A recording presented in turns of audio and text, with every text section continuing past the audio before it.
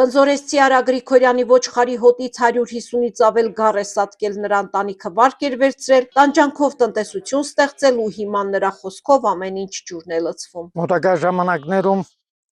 մայր գումար կա, մեծ գումար կա, մուծելու ես չեմ մնում։ Եթե պետությունը չօժանդակի, մենք չեմ մնում ինչ առաջ է կանգնելու։ Գյուղում մոտ 10 օր է փոքր եղջերավոր անասունների անկում է նկատվում, տեղացիների խոսքով անկումները սկսվել են հանկարծակի, կենդանիները կորցրել են ախորժակը, թուլացել եւ մի քանի ժամ անց սատկել։ Թեև որոշ հովիվներ ենթադրում են, որ պատճառը կարող է լինել վարակիչ հիվանդությունը կամ թունավորումը, սակայն պաշտոնական հաստատում դեռ չկա։ Ոչխարները սկսեցին կաղել, ասում են տարածված դաբաղ հիվանդություն կա, երևի դրանից, հա։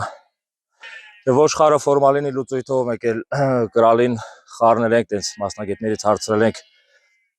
ոտերը անցել, հա, տենց վաննա սարքած, գառներին էլ պենեստրեպ,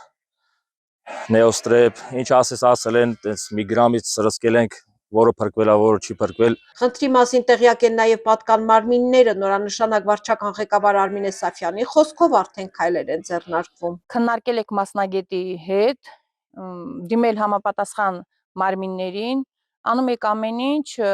յոքուտ գյուղացու։ Խնձորեսկի անասնաբուժական ծառայությունը սատկած կենդանիներից վերցված նմուշներն ուղարկել է լաբորատոր փորձաքննության, պարզելու հնարավոր վարակները։ Որ պատասխանել եք, տեսնեք, դա ինչ հիվանդություն է։